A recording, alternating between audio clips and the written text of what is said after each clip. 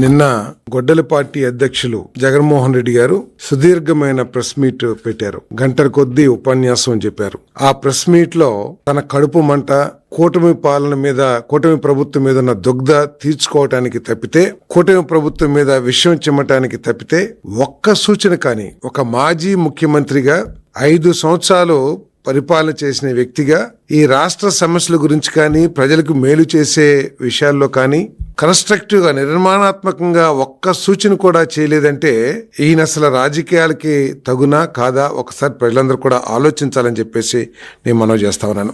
ఒకే అబద్ధాన్ని 100 సార్లు చెబితే అది నిజమైపోయింది అనే ఒక భ్రమలో ఉన్నారు జగన్మోహన్ రెడ్డి గారు. తను 5 సంవత్సరాల పరిపాలనలో చేసింది చెప్పుకోవటానికి ఏమీ లేకపోవడంతో ఈ ప్రభుత్వం మీద విషయం చిమ్ముతూ అబద్ధాలని ప్రచారం చేస్తానికి ప్రయత్నం చేస్తా ఉన్నారు. ఇదే అబద్ధాలని వారి పార్టీ కార్యకర్తల ద్వారా కూడా ప్రజల్లోకి తీసుకెళ్తానికి ప్రయత్నం చేస్తున్నారు. కానీ ప్రజలంతా అమాయకులు కాదనే విషయాన్ని జగన్మోహన్ రెడ్డి గారు, ఆ గొడ్డల పార్టీ గుర్తించాల్సిన అవసరం ఉందని చెప్పేసి మనం చేస్తా ఉన్నాను. నిజంగా నీకు ప్రజల సమస్య మీద బాధ్యత ఉంది, ప్రజల సమస్యల్ని పరిష్కరించాలి అనే ఆలోచన ఉన్నట్లయితే ప్రజాస్వామ్యంలో ప్రజల సమస్యలు చర్చించడానికి, ప్రభుత్వాన్ని నిలదీయటానికి, ప్రజలు రాష్ట్రం ఎదుర్కొంటున్న సమస్యల పరిష్కారానికి అత్యున్నత వేదిక శాసనసభ, పార్లమెంటు.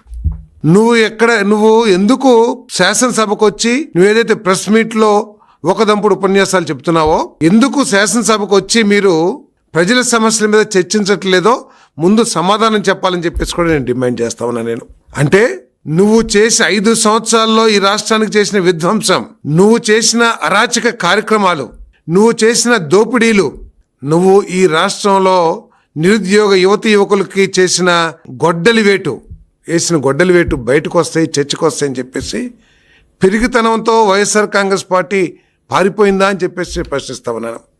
సరే, అసెంబ్లీ ఈరోజు ఎల్నినో గురించి మొసలి కన్నీరు కార్చేశారు. రైతుల పట్ల ఏదో ప్రేమ ఉన్నట్లు, రైతులకు ఏదో చేయాలనే ఆలోచన ఉన్నట్లు ఉపన్యాసం చెప్పారు.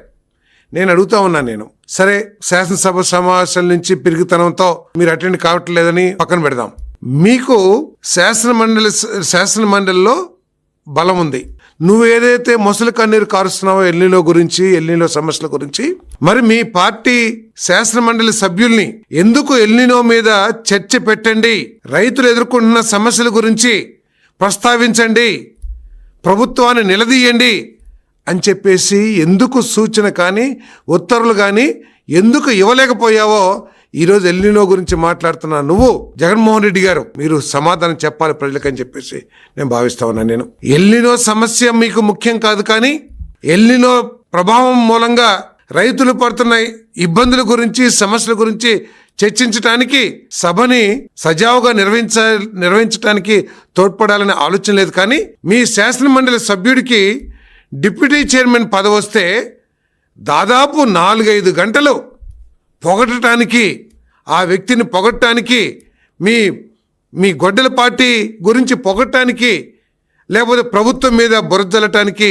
వాడుకున్నావు తప్పితే ఏ 4 రోజులు జరిగిన సమావేశాల్లో 1 గంట అయినా సరే ఎల్నినో గురించి ప్రాధాన్యత ఇచ్చారా అని చెప్పేసి నేను ప్రశ్నిస్తా ఉన్నా. నేను మనసులో ఉండాలి తప్పితే ప్రజల పట్ల ఆప్యాయత కానీ, ప్రజల పట్ల సానుభూతి కానీ కేవలం పత్రికా ప్రకటనల ద్వారా సానుభూతి ప్రకటిస్తే సమస్యల పరిష్కారం కావు అని చెప్పేసి నేను జగన్మోహన్ రెడ్డి గారికి సవినయంగా మనవి చేస్తా ఉన్నా. నేను ఆయన ప్రెస్ మీట్ చూస్తే ఏ విధంగా ఉందంటే, ఇంతకుముందు కేవలం ఆవు కథ ఒక్కటే చెప్పేవాళ్ళు. ఆవుకు 2 కొమ్ములు ఉండును, ఆవుకు ఒక తోకుండును, 4 కాళ్ళు ఉండును, తెల్లగా ఉండును, నల్లగా ఉండును అని చెప్పేసి ఈరోజు ఆవు కథ, పులి కథ, కోతి కథ అన్ని కథలు చెప్పి దాంట్లో కోతి ఒక్కటే 2 కాళ్ళ మీద నడుస్తుంది అనే విషయాన్ని తనే కనుక్కున్నట్లు తను మాట్లాడుతూ ఉన్నాడు. అంటే తలాతోకా లేని ప్రెస్ మీట్లు పెట్టి ప్రజల్ని మభ్యపెట్టడానికి ప్రయత్నం చేశారు. కానీ తాను చేసిన పాపాల గురించి ఎక్కడ లేదు. పాపాల గురించి చెప్పుకోలేరు, ఎవరి పాపాలు చెప్పుకోలేరు. కానీ తాను చేసిన పుణ్యం గురించి కూడా, తాను రాయలసీమకు కానీ లేకపోతే రాష్ట్రానికి కానీ మేలు చేసిన ఒక్క కార్యక్రమం గురించి కూడా నేను ఇది చేశాను, ఫలానా కరువు వచ్చినప్పుడు ఈ విధంగా రాష్ట్రాన్ని ఆదుకున్నాను అని చెప్పేసి చెప్పే ధైర్యం లేని బలహీన మాజీ ముఖ్యమంత్రి జగన్మోహన్ రెడ్డి గారు అని చెప్పేసి కూడా నేను ఈ సందర్భంగా తెలియజేస్తున్నాను. ఈరోజు బలహీన వర్గాల గురించి మొసలి కన్నీరు కారుస్తున్నారు. బలహీన వర్గాలకి తానే ఏదో చేసినట్లు మాట్లాడుతూ ఉన్నారు. 44% పార్లమెంటు స్థానాలు ఇచ్చాను, 40% జిల్లా పరిషత్ స్థానాలు ఇచ్చాను, 40% జిల్లా పరిషత్ చైర్మన్లు ఇచ్చానని చెప్పేసి గొప్పగా చెప్పుకుంటున్నారు.